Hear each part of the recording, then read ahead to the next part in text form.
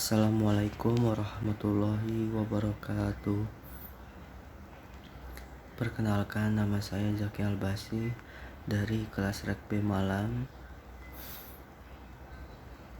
Di sini saya akan mempresentasikan atau mendiskusikan tentang mata kuliah statika struktur. Di sini juga saya diampu oleh dosen Bapak Joni Arif STMT. Baik, di sini saya akan menjelaskan tentang komponen GAFA.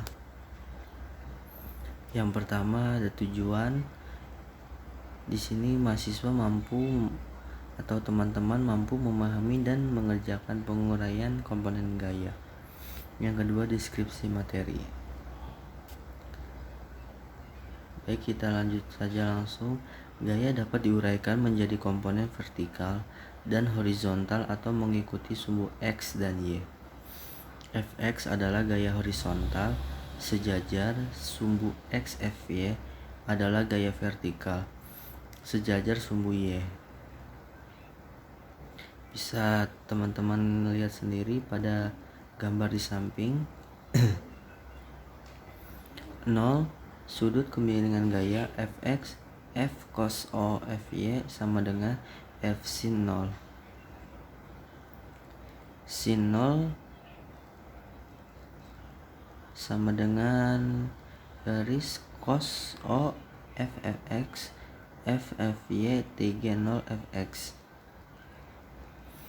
Pada gambar di samping berikut ini menunjukkan gambarnya pada suatu gaya vertikal yang dimana Fx ini sejajar dengan Fy atau F, maka bisa diartikan F sama dengan dalam kurung Fx2 ditambah Fy2. Jika terdapat beberapa gaya yang mempunyai komponen X dan Y, maka resultan gaya dapat dicari dengan menjumlahkan gaya-gaya dalam komponen X dan Y.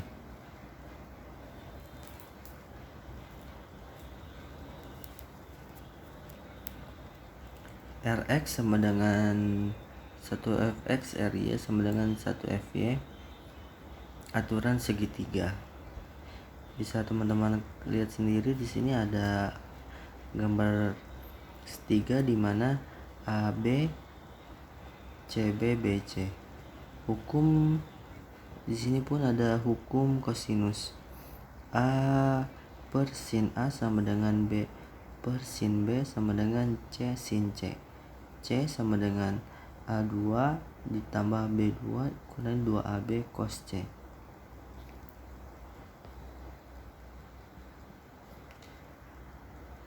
Nah, adapun berikut sini juga ada resultan dari gaya berikut ini dengan metode grafis dan analisis.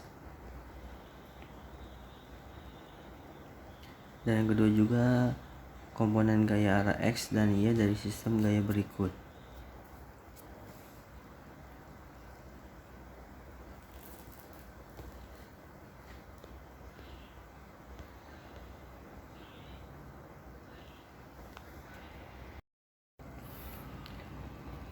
Baik, kita lanjut ke konsep keseimbangan.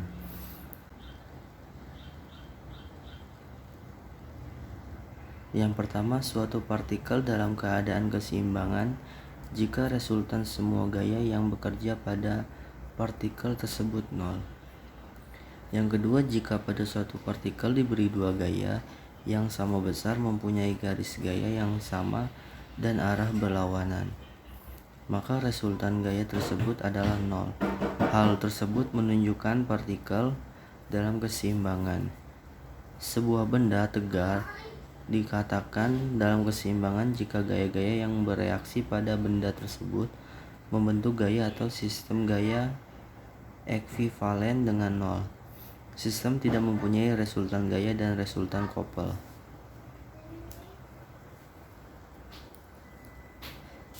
Syarat perlu dan cukup untuk keseimbangan suatu benda tegar secara analisis adalah: yang pertama, jumlah gaya arah X sama dengan 0 Fx sama dengan 0, 2 jumlah gaya arah Y 0 Fy sama dengan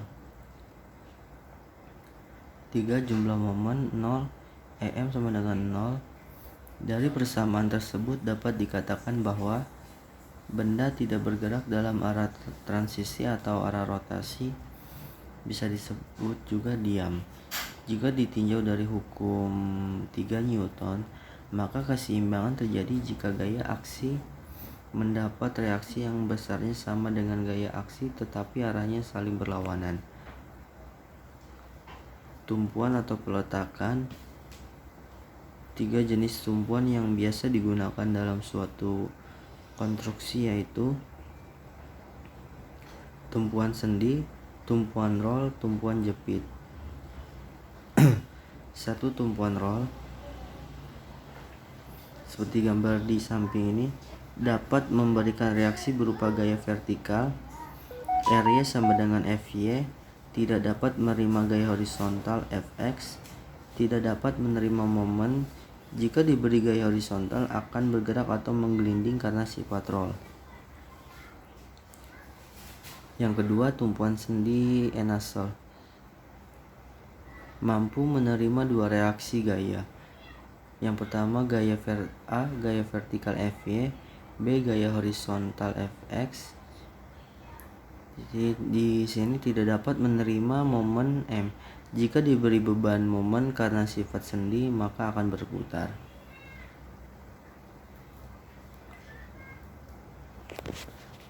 Ketiga, tumpuan jepit dapat menerima semua reaksi seperti gaya vertikal Fy, gaya horizontal Fx. Yang ketiga, momen dijepit berarti dianggap tidak ada pergerakan sama sekali. Beban muatan merupakan aksi atau gaya atau beban yang mengenai struktur. Beban dapat dibedakan menjadi beberapa jenis berdasarkan cara bekerja dari beban tersebut. Beban titik atau beban terpusat, beban yang mengenai struktur hanya pada satu titik tertentu secara terpusat. Yang kedua, beban terdistribusi merata. Beban yang mengenai struktur tidak terpusat tetapi terdistribusi, baik terdistribusi merata ataupun tidak merata. Sebagai contoh, beban angin, air, dan tekanan.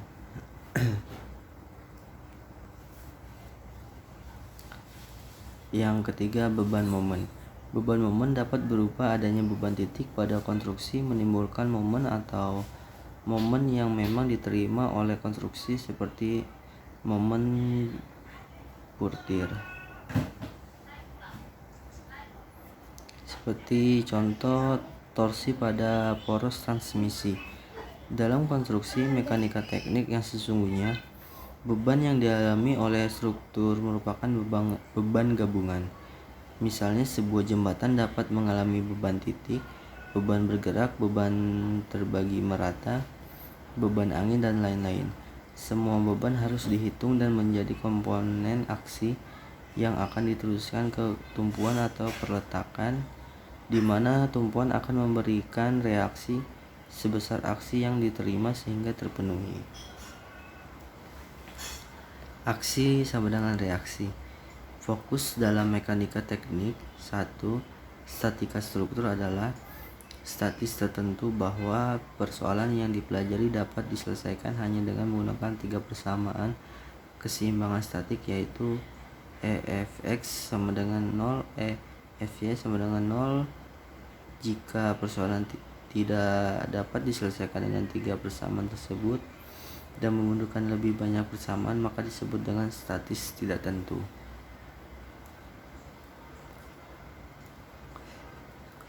Kestabilan konstruksi statis tertentu diperoleh jika semua gejala gerakan gaya mengakibatkan perlawanan reaksi terhadap gerakan tersebut. B. Suatu konstruksi statis tertentu akan stabil jika reaksi-reaksinya dapat dihitung dengan persamaan statis tertentu. Dalam menganalisis suatu persoalan mekanika teknik, biasanya digunakan beberapa diagram yang dapat mendukung kemudahan analisis tersebut. Diagram Ruanda. Suatu diagram yang menggambarkan kondisi atau situasi suatu masalah teknik yang sesungguhnya. Skema, sketsa, ilustrasi. Di sini pun ada diagram benda bebas. Kayak diagram yang mudah menggambarkan semua gaya-gaya yang bekerja pada suatu partikel dalam keadaan bebas. Dalam menganalisis persoalan mekanika, diagram benda bebas ini sangat diperlukan untuk membantu memahami dan menggambarkan masalah keseimbangan gaya dari suatu partikel.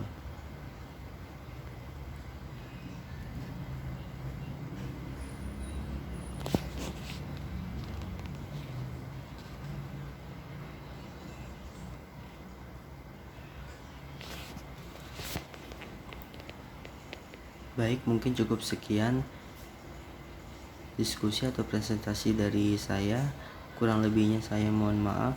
Wabillahi taufiq hidayah. Wassalamualaikum warahmatullahi wabarakatuh.